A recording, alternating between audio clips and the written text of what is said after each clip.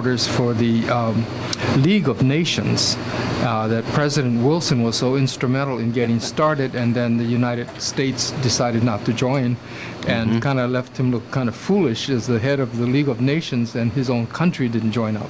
But that's another story. But as a result of the formation of the League of Nations, this big facility was created in Geneva for the meeting of the League of Nations. So since the formation of the United Nations, those facilities became now the facilities for the United Nations. And most of the activities that center around the facilities in Geneva have to do with human rights. It's a huge part of it. It has to do with world trade, with intellectual property rights, and refugees, and all UNESCO concerns, as well as all of these different UNICEF, all of these different the Red Cross, the International Red Cross, right?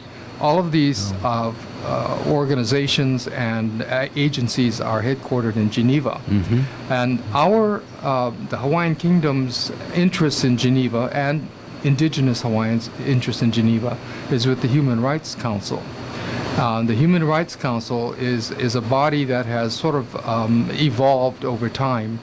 It was at one time the Human Rights Committee, and then can't remember what the interim body was, but then it's now the Human Rights Council.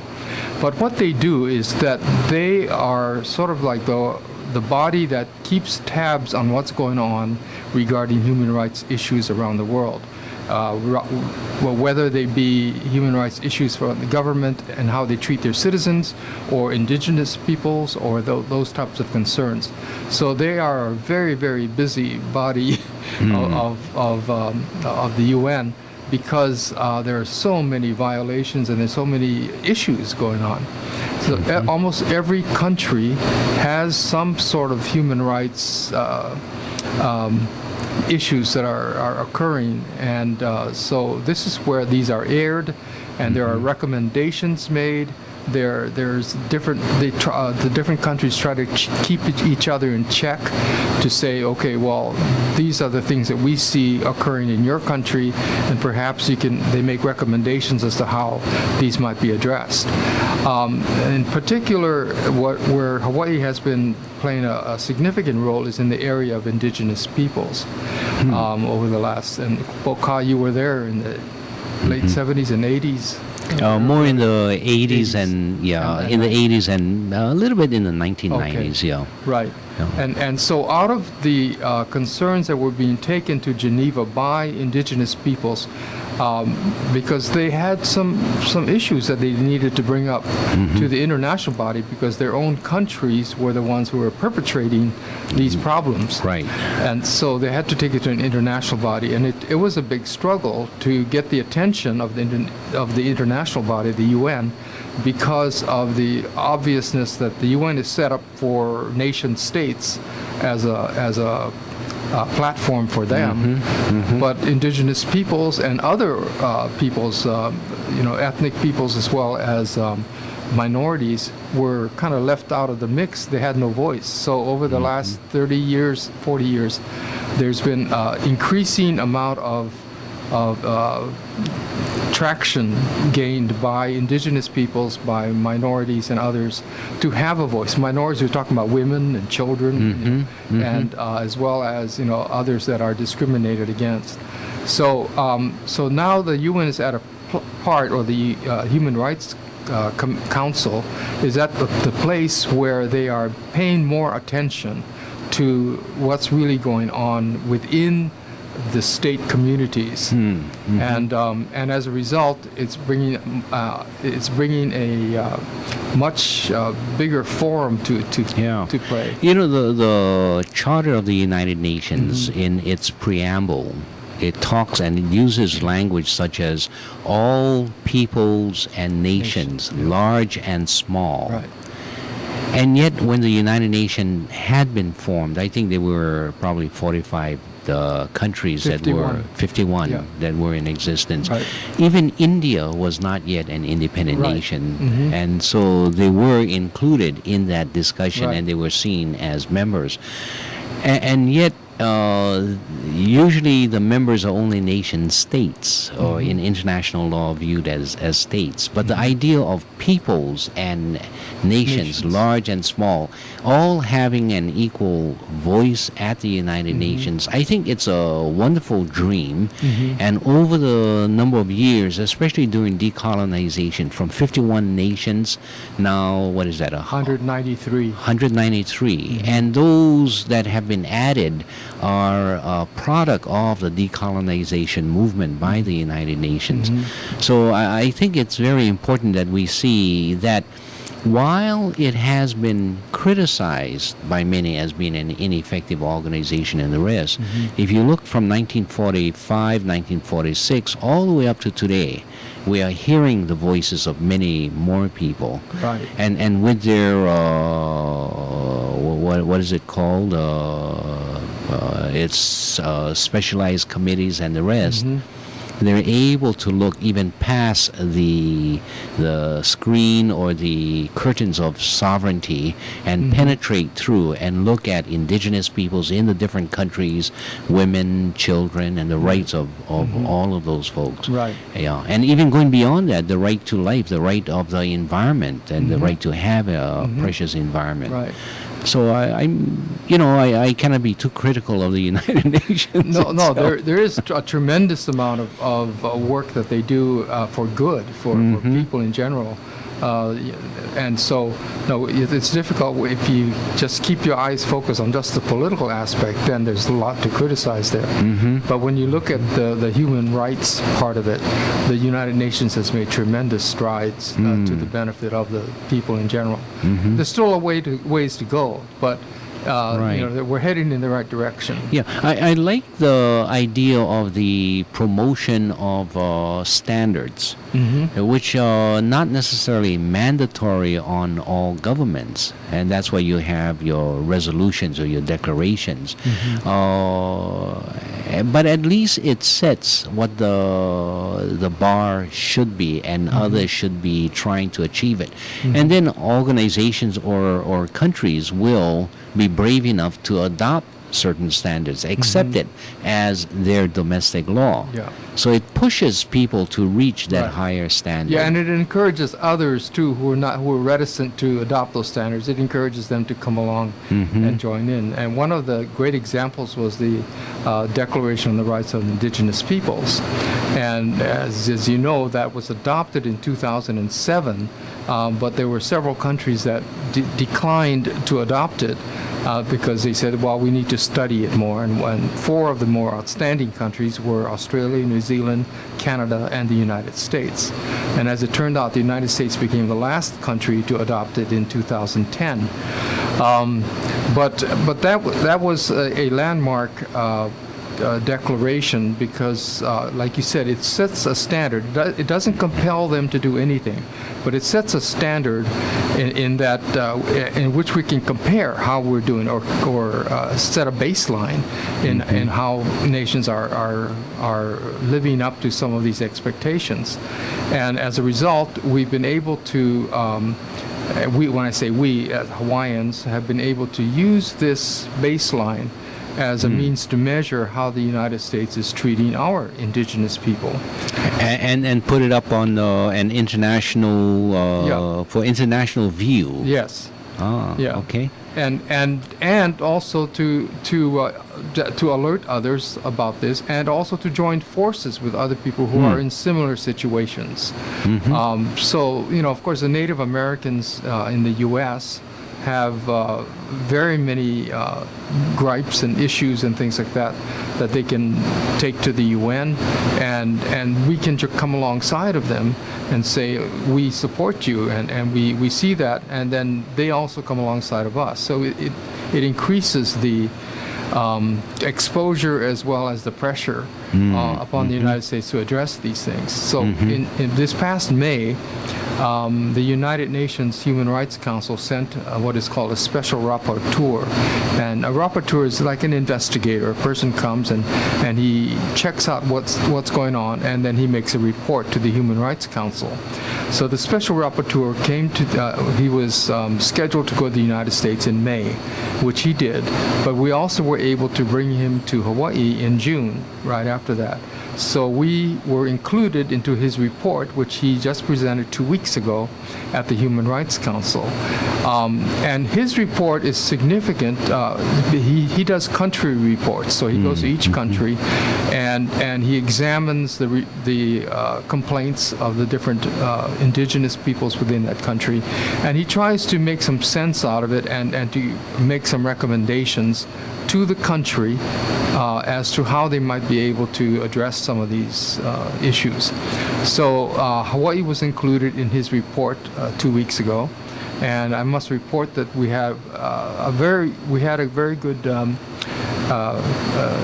Well, he mentioned us very favorably as to what needs to happen in Hawaii.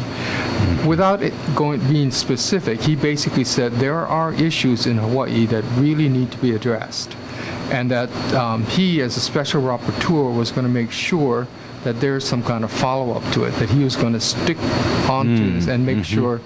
And of course, what he was referring to is this dichotomy that occurred with Hawaii becoming a state of the U.S. and Alaska through some very suspect circumstances in 1959. And as a result, it's injured the indigenous people in a greater way than, say, anybody else. And so he's couching his report toward indigenous people, but he's saying that there was a political problem that needs to be addressed, and that would help to alleviate the indigenous people's problems. In one way of seeing it, I guess one could say that the terms of his mandate is to compare the conditions of indigenous peoples using the standard of the universal or the declaration, the international declaration, and taking a look at these countries. But when he comes across the Hawaiian question, it's not only in terms of the domestic application of these international principles, and it's not only in terms of indigenous people's rights, but he's also aware of the great political implications and the whole right of decolonization. Yes. And the historical presence of Hawaii within the decolonization aspect of the United Nations. So it's sort of like a dual issue that he needs to handle. Right. Yeah. It's a very delicate and an unusual situation, but I think he handled it very well in his report. In that he opened the door, and he said there's a problem here, and that we need to examine this further. The United Nations. You know, when I go down to the beach. And I'm catching the sand breakers. There's a particular trick that I and many other people use. As we see somebody else coming in and they're going along, we say taxi, and we grab onto them and we ride them in. Children really enjoy that. The reason I talk about that is that we, or I and you, as advocates of Hawaiian nationalism, who take a very strong position that we are at the present time occupied, colonized, the presence of the United States is illegitimate. We as an independent nation have a right to exist as an independent nation. That's one position. It doesn't talk about necessarily indigenous people. We recognize indigenous native Hawaiians are also affected, and to a very large extent affected. But the heart and soul, the core of our cause is the right of self-determination of a people to exist, to stand as a nation like any other nation, even within the United Nations. And yet, the movement, the initiative, the what is that? The other guy catching the wave, the momentum. The person on the wave is catching the wave of indigenous people's rights. Yeah. And so to a certain extent, we grab it on it and say, taxi? Exactly. and I have no, I'm not ashamed to say so, because actually the reason that that I'm there, because I'm representing the Hawaiian Kingdom. I'm representing our independence. But the reason I'm there is that it provides for us a forum in which we can, one, air our situation, air our story. But the other thing is that we also are there, we can rub shoulders with not just other indigenous people, but the international delegates who are there, the diplomats and the reporters, and the other people who report or are conscious of international affairs, not just indigenous affairs, but international affairs in general. And so that's why we are there, because we are there to tell our story to everybody and then see what shakes loose. And we also have, submitted petitions before some of the human rights bodies. So it's not only the indigenous aspect, but it's also looking at the more general human rights aspect. And it's interesting because this particular strategy is appearing to work, because more and more people are beginning to see our case as that is distinct from an indigenous rights case, but that of a, as you say, self-determination, a case for self-determination. And so I get asked quite often to speak on different panels when I'm in there, in Geneva, to speak on different panels that are all over the place regarding self-determination, or demilitarization and things like this, and because we actually fit into all of these things, and there are experts who are participating in all of these who become quite intrigued by our story, but not only the story, but the particular situation that we're in, that they see as being one of injustice that needs to be remedied, and one that is remedial, that it can be remedied through fairly direct and simple application of international laws and international principles. So, very interesting. Sometimes I do, once in a while I may teach a particular subject, or even in the demonstration of Tai Chi, when people want to learn the different movements and the rest. And I always explain that there are certain steps in the process of education, or in the process of learning, whether it's Tai Chi or it's medicine or whatever it is. The first step is attention. You have to get the audience's attention or the student's attention. The second stage of learning is confusion. Okay, and people are asking, what the heck is going on? Even the issue of Hawaiian sovereignty. When I was involved in, more actively involved in, when was that, 1976, 77, 78, and brought about the Napi Pulava case. So first is attention, second is confusion. So people are asking, what's going on? What are you talking about? And all of those things. Next stage is familiarity. Oh, yeah, I heard that once before, and and I heard somebody else talking. So, but they're becoming more familiar with it. And out of familiarity then comes the next stage of discernment. And so as people are feeling comfortable, they're able to sit and to go through and understand it. And after discernment comes a stage of practice to actually apply and picking on the larger principles and applying it to that specific factual area. In the process of going to the international arena, just like the audience in Hawaii with regards to what Hawaiian sovereignty is all about, to allay the fears, and so people understand, yes, we are in a campaign to elevate the state of humanity here in Hawaii through the process of independence.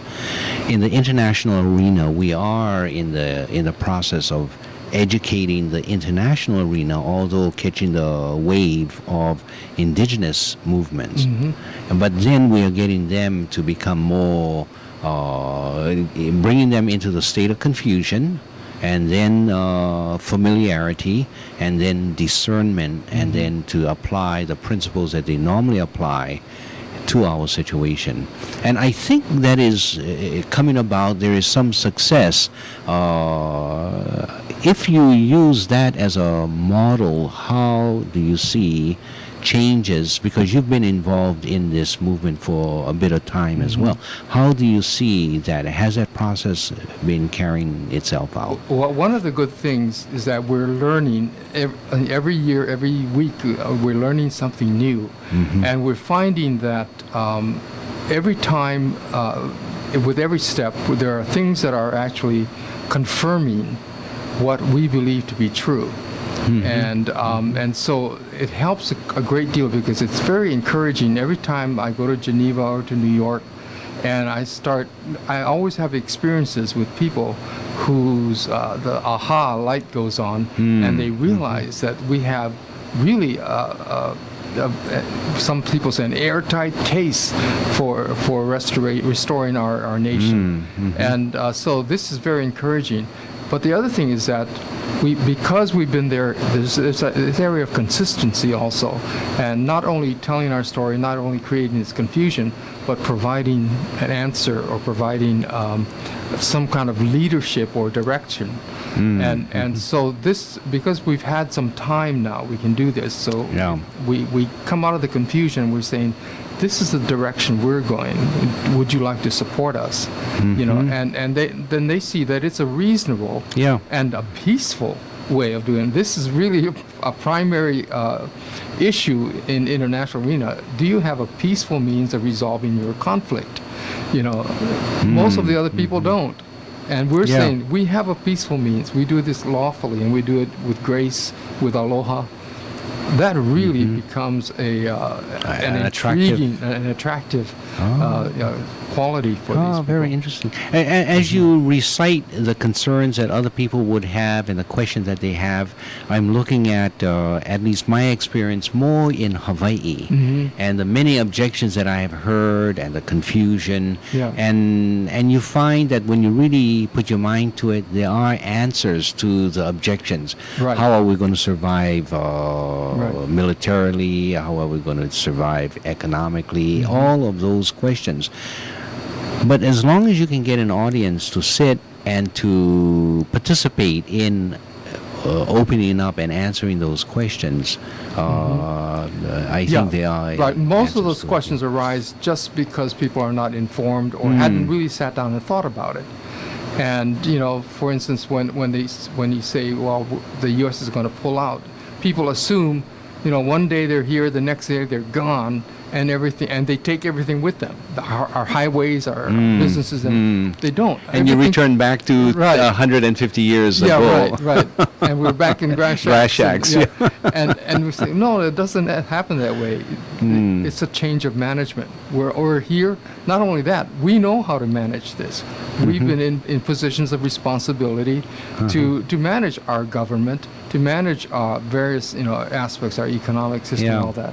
And so it doesn't change overnight. It's just basically the management changes. Right. And even that not overnight. And in fact, before Hawaii's invasion by the Americans, we were already a very highly technical, very advanced country. Right. And people don't fully appreciate that. They keep looking at us as the point of contact in 1778. Right. And they try to leave us in that position as indigenous people. Before we continue, I need to take a break.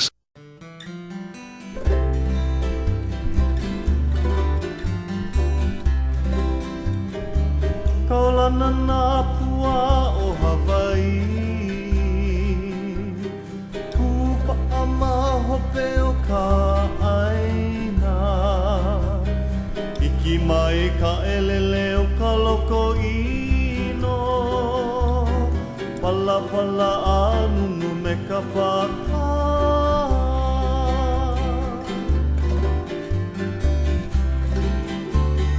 Pane mai Hawaii moku o ke ave